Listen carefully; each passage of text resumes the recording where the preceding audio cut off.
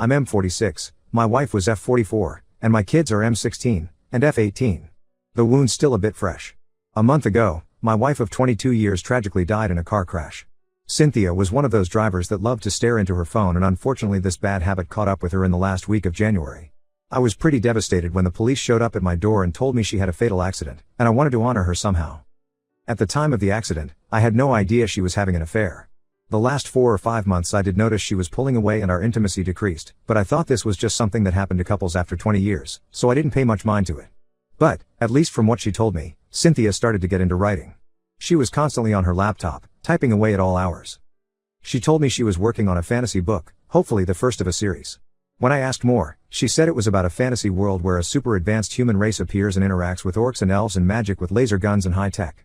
It sounded very cool, and Cynthia promised as soon as she had a first draft she liked, she would let me read it. I decided to honor her by getting the draft of her book and hiring a writer to clean it up and publish it with a novelty press. I got on her laptop and no book. No sign at all. I opened her Chrome, thinking she might have written it in Google Drive, and saw a bunch of pinned tab. One was a Facebook Messenger tab, with a ton of her messages with a man, John. I have no idea who John is, never met him, but they talked about meeting up, exchanged photos, everything.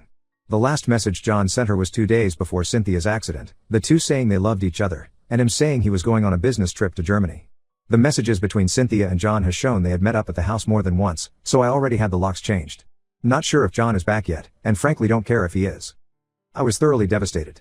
She did have a Google Drive tab, but in her drive wasn't a book about elves versus Vulcans, but a shared document with John.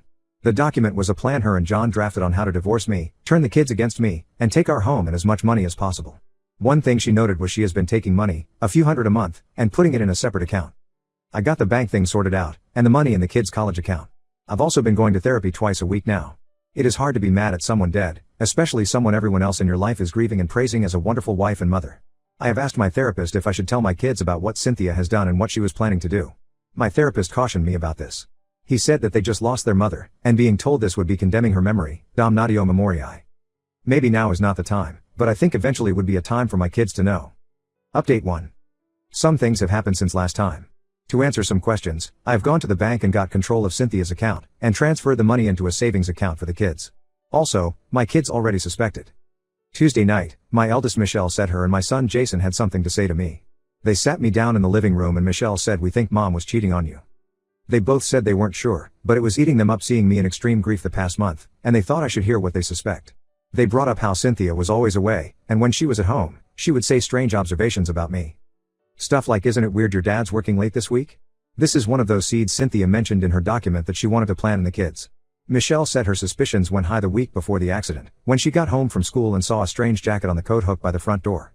It wasn't any jacket Jason or I had, so she was very suspicious about it. I told both my kids that I didn't tell them, but I found evidence on their mom's computer, when I was looking for the book she said she was writing. Michelle wanted to see the evidence, but Jason said he doesn't want to think or talk about mom for a while. I shared the info with Michelle, after she insisted she already suspected her mom and was ready for it. It feels good to now have someone close that can talk to me about this beyond my therapist. Yesterday afternoon, I was home alone when I heard someone jiggling the back door's knob. I went to the door and saw a man I never saw before trying to use a key on the lock. I told him to step back from the door and he almost jumped. I opened the door a crack and asked him who he was and what he was doing in my backyard. It was John, Cynthia's affair partner. He told me that he worked with my wife, and he just got back from a trip and saw Cynthia died on social media, and him and Cynthia were starting a business. They had a business bank account with his investment money in the business, and he was wondering if I could help him get the business funds transferred over. I looked him straight in the eye and said I was at the bank and Cynthia didn't have an extra business account, and I had no idea what he was talking about. John also said that he wanted to check my wife's things for any sensitive business documents. I said he was a stranger and wasn't welcome in my home, especially since he tried to enter without permission. John looked defeated but did suggest he would consult with a lawyer about his sensitive business documents and business fund. I, 22F, am a working class woman who was raised by a single mother in a council flat. Throughout my life, I was surrounded by people from a similar background, so I never felt self-conscious about money until I started dating my fiancé, 27M, who comes from a very upper-class family. He is a very kind man who has done his best to make sure his parents aren't judgmental about my background, but I can't help but feel like I'm not a part of the family. My in-laws have been courteous with me, but in a backhanded manner, constantly telling me that I'd done well for myself despite my upbringing. I have a younger sister, 9F, who has been in my care since our mother overdosed. My fiancé gets along well with her and is happy to help me take care of and raise her. His parents, 54F, 60M, own a very large estate in the countryside, where they spend their summers. It's a gorgeous 18th century home that looks like it belongs in a fairy tale. I had stayed over a few times, sleeping in my fiancé's room, but my sister had never been since she wasn't permanently living with me back then. My fiancé and I will both be staying there this summer, but we haven't yet made an arrangement for where my sister will sleep. The estate has 4 spare bedrooms that once belonged to my fiancé's deceased older siblings who'd passed away over a decade ago. I tried to discuss this with my in-laws, asking them if my sister could stay in one of their bedrooms when she came over this summer, but they abhorred my request, claiming they didn't want to ruin the sentimental memories associated with their dead children. I asked them if there was anywhere else my sister could stay, and they said the only spare bedroom they had was in the basement, which had once been the servants' quarters.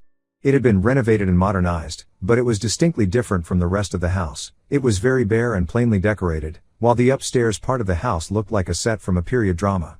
I tried to explain that my sister is going through a hard time as it was. The least they could do was not make her feel excluded by her own family. They said that it was their mansion, their rules, and if I didn't want my sister to feel excluded then I might as well go stay in the servants' quarters with her. I tried telling them that the estate had been in their family for so long that every room once belonged to a dead person and it was useless to try and banish people from using half the house. Our discussion quickly turned into an argument, where they said I should be grateful they're allowing my sister to stay at all, and I ended up calling them stuck up and privileged.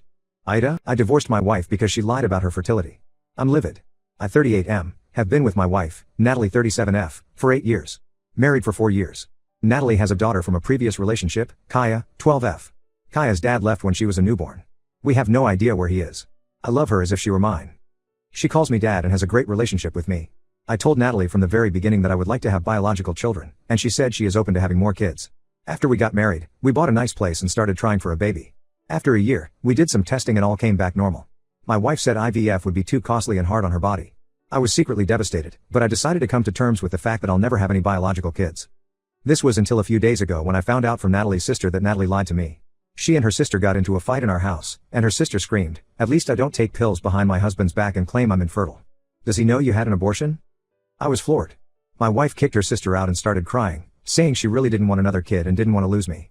I can't believe she lied to me instead of talking to me. I just left. I have been staying at my parents' house since then. Natalie begs me to come back, and she says we can try for a baby. Kaya even messaged me to come back. My parents think I should just move on and give her another chance.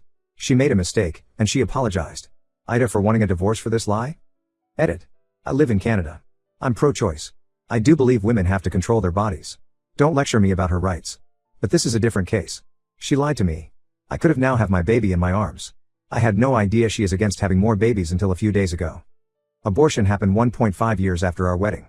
Yes, it was my baby. Yes, she saw me devastated and upset when she claimed we can't have a baby. I can't believe she lied in my face. Update.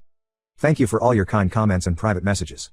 I did receive a few unkind ones accusing me of trying to control her body or making her feel unsafe, which is why she secretly went through with it.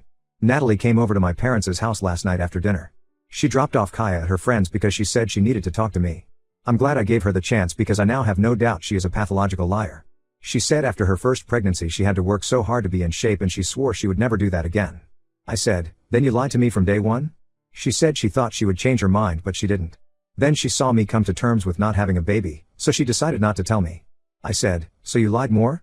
You got rid of my baby because you wanted to stay fit? You didn't even discuss anything with me? How could you do that to me? I could be holding my baby right now and you stole that from me." She said she is sorry but the good news is she still can. I said, "You are still lying. You still don't want a baby and you're only saying it so I stay. I don't even know what to believe anymore. I can't trust you. Ever." She started crying, saying Kaya is so sad you left us because I can't give you a baby. I lost it. You lied to her too? Is this why she thinks I left? I told her it's over and get out of my parents' house. She cried and cried. I'll meet with a lawyer this week to start the separation process. I'll send a text to Kaya and explain that I didn't abandon her and will do anything to be in her life. I never legally adopted her sadly. I can't believe I blindly trusted her all these years. As for Kaya's dad, I have no idea who he is. She refuses to talk about it.